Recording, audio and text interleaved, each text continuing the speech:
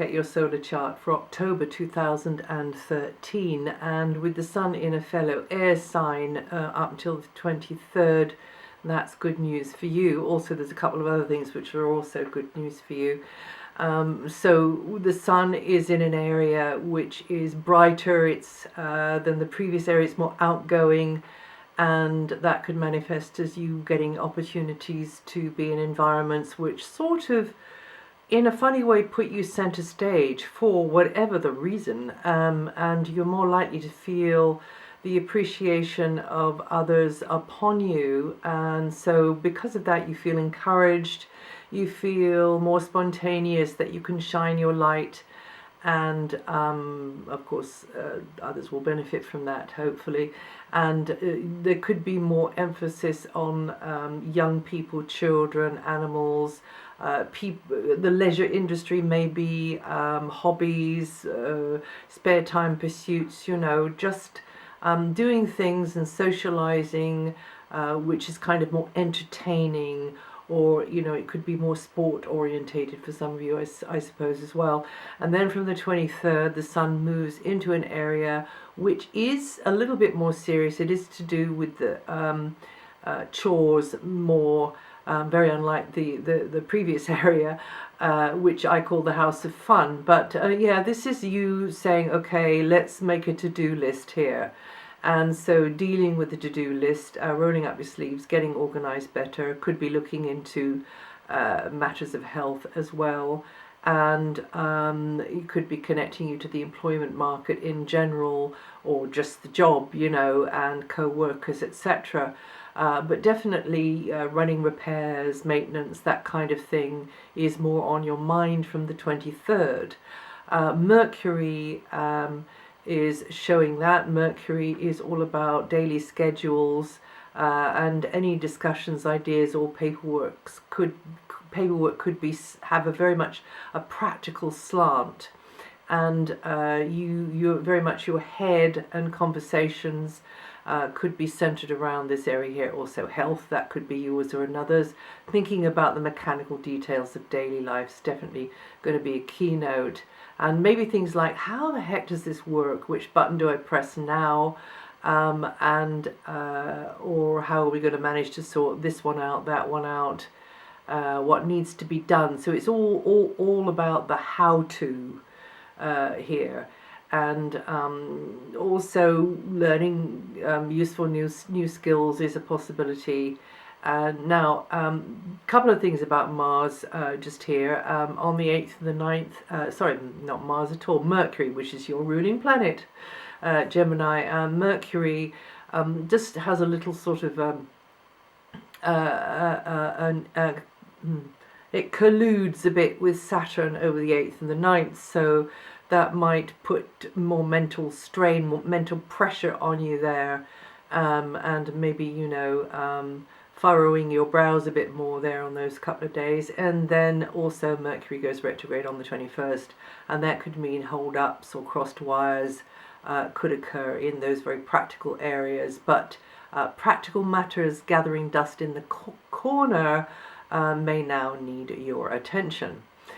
Now, until the 8th, Venus's position shows teamwork will be favorably highlighted, so you will have a helper, or at least up until the 8th anyway, and you'll probably be in a cooperative frame of mind, or they will be with you. It could be a female. Venus is more connected to female energies, or it could just be somebody that you're very, very close with, and you're likely to have, feel that support there.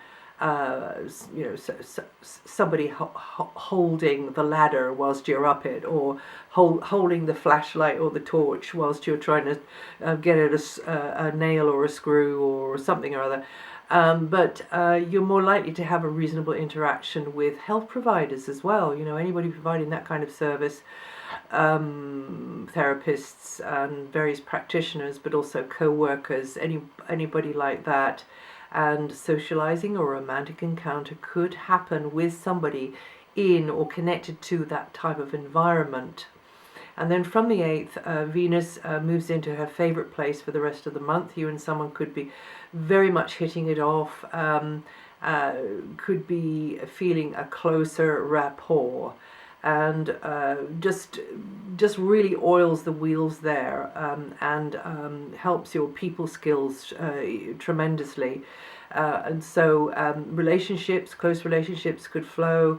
Venus here gives a boost to your love life, even though you're still no, you won't be actually. You'll be very much in still in party mood there. So that's a good move of Venus there to sort of add into the mix. But whatever kind of relationship it is, whether it's a personal one or a professional one, you should benefit from the other's presence, contribution, or loving attention. And then after the 15th, Mars, sorry, until the 15th, Mars is in your communication sector, but it's also your sector of mixing, mingling, meeting, greeting, just socializing in general. And that can be pretty demanding, actually. Wherever Mars goes, we just feel more of a demand on our physical energy, and even competitive at times. But in some ways you are in your element. In fact, in many ways you're in your element with Mars here. So with Mars, where it's going to be until the 15th, Venus, where she's going to be until the 8th, and the Sun, where it's going to be until the 23rd, is looking pretty good. Comings and goings may increase. You could find yourself more in the stream of information exchange. Big question. You usually go around with a question mark over the top of your head anyway, but there could be quite a number of them. But also others interested in you, others grabbing your attention, and you being very, very much distracted by what's going on around you, maybe. Maybe lots of hustle and bustle going on around you, and a lot for your mind to kind of snap to and get your head around very quickly. But as I said, I think this is probably very much up your street, Gemini, because you're kind of good at that. Now, wherever Mars goes, Mars can be a bit hasty, so maybe you just have to keep cool and slow down a little bit. Don't get too fragmented with all of this information stream of input that's coming towards you, but also others could see you as being a little bit over the top in some way, too assertive in some way, and you could feel that certain others are being a bit aggressive towards you, or bossy, which is the same thing, isn't it? So this is very much to do with Mars, and nothing to do with you at all. No, but you see kind of the Mars energy coming through you like that, but also not only coming through you, but sort of you're kind of bathed in it as well. So it comes at you. It tends to anyway. So just keep your head screwed on, keep lines of communications open, and don't waste your energy on somebody else's motives, maybe. There may be more correspondence or other types of paperwork, or you flying hither and thither more than usual for business or personal reasons, but you should start to feel more confident about making certain decisions, or able to define certain objectives in your life more clearly. Or maybe it's not in your life as a whole, but maybe just in the now. And you can be proactive and successful through media, through promotional activity, through anything to do with the net, computers, and or simply speaking up and expressing yourself in a bolder kind of way, or more creative kind of a way. Try to avoid getting distracted, nervy, and taking your eye off the ball, and getting mentally overstretched. So you need to do things which is just going to help you kind of chill out, calm down. And now from the 15th, Mars then moves into an area of your chart which is to do with your foundations in some way, to do with your sense of belonging, where you are, points on the map, to do with neighborhood, community, those sorts of connections, also family connections there. So it could be one or a few or all of those things, but take your pick. Equally, it could be that because of them, family, neighborhood, community, place on the map, call it HQ because you might not be technically at home. There seems to be more demand on you. Yes, more hustle and bustle within the locality, or because of the locality, or DIYing maybe at home or in a space, and just being busy because of a physical location, or to do with those who are connected to a physical location, like those in a neighbourhood, community, family, extended family. As always with Mars, there could be moments of tension there, because this is quite an emotional area as well, to do with the past, to do with skeletons in the closet, and they may start rattling around, and that is stuff connected with your past. There could indeed be a blast from the past as well, whether it's the recent past or the distant past, and you feel a familiarity with that. On the other hand, you may be enjoying Mother Nature more, or anything to do with history more. So that's the kind of feel of Mars being there. Just a reminder for you early Geminians, I know I did this last month and probably the month before, but Neptune may have you in a bit of a muddle at times, because Neptune is making a very long, slow transit across the first few degrees of your sign from Pisces, and so you may not be able to see the wood for the trees sometimes. Neptune is very much a planet of service, of higher service, and your sun is very much to do with your self-identity, how you see yourself. So when you put these two together, you may do better in roles providing service for others.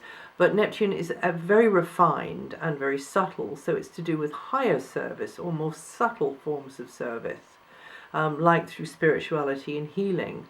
But it's also connected to charity work, anything to do with the catering industry, anything to do with boats and the water, and anything to do with anything which serves a common cause or common purpose, or good cause and common purpose.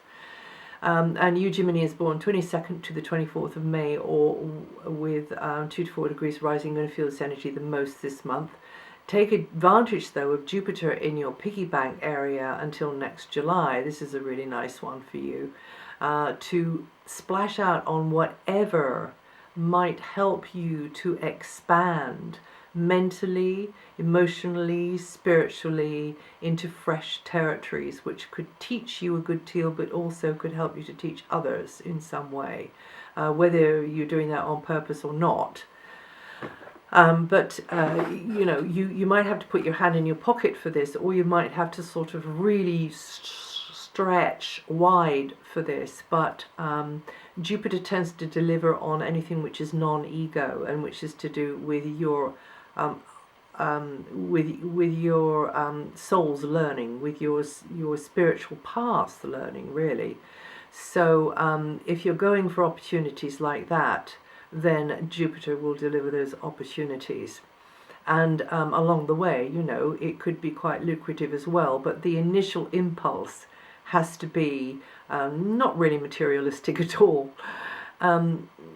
Right, so you Geminians born between the 8th and the 13th of June, or with 18 to 22 degrees rising, going to feel this energy the most with this one this month. Jupiter there is going to help you to realize your potential, realize your talents, and bring chances towards you that sometimes can just drop out of the sky with Jupiter, and that allows you to show others what you're made of, what you're capable of, and also others will tend to appreciate you for your talent, your gift, your contribution, your skill.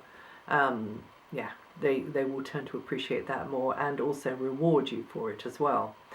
Now, Saturn is transiting in a long transit, a very service-orientated area. That'll be there until into 2015, end of 2014, into 2015. So you need to be doing the stitch in time that saves 9. You need to be quite sort of humble, and practical, and keep ahead of the game with the practical side of work, the chores, the to-do list, but also with health, yours or another's. Anything like that would be very smart. And generally it means harder work, as Saturn always does, and more assistance to others on a regular basis, and keeping things ticking over in that regard, but also with maintenance, repairs, and a time for plugging away and learning practical skills as well, and applying them in useful ways, applying yourself in useful ways. Service providers, co-workers, employees, employers, certain equipment that you use to work with may present obstacles or crap your style or make you very annoyed at times, but these challenges will push you into wiser choices in the future. And you Geminians born between the 29th of May and the 5th of June, or with 9 to 15 degrees rising, going to feel this energy the most this month. Saturn, Neptune and Jupiter are in the water signs, even though they're not in the pattern in the sky that they were earlier. They're still very powerful from those water signs. And it can help you to turn a dream into a reality. It could help open the door to abundance for you. And but you earlier Geminians need to try extra hard to see things clearly. Get a second opinion and a third as well, because you can be duped more easily. You can have the wool pulled over your eyes more easily by others who you're putting your trust in for their advice to you. So get it 3 times the same and you're probably on a safe wicket, or I don't know what the corresponding position would be for baseball, but you're probably telling me right now, but so you know, you are in a safe place. Just a mention, on the 18th and 21st, Mars and Neptune brush past each other, and that might mean misunderstandings with others, or somebody being economical with the truth even. Although it might not be like that, it might just mean that your vitality is lower and you need to take more rest and relaxation. And also you can be just more open to others' influences at this time, or infections or side effects from drugs at this time, and in probably quite a minor way. So just be aware of that, and just maybe, you know, let things lie until after the 21st. And also a mention of something going on with the Sun. Pluto and Uranus connect with the degree of the Sun, and that'll be in the first 4 days, probably the last day of the previous month. That's May for you, and the first 4 days of the next month, which is June for you. And that means that there could be some unexpected disruptions going on there, or when the atmosphere is absolutely electric, or maybe you're on the edge of your seat over something, but it can be very inspiring as well. But to just keep impulsive behavior to a minimum, because it might get you into a tight spot. And did I mention on the 8th and the 9th there could be more on your mind? I think I did. But just those 2 days there, yes. There could be more mental pressure there, more on your mind on the 8th and the 9th. And that's it for October. And if you want to know what the outer moving planets are doing, I update that every month, and that'll tell you which part of your sign they may be affecting. And also, if you know your moon sign or your rising sign, have a listen to those. It'll give another angle on what I've said here, and I will see you the next time.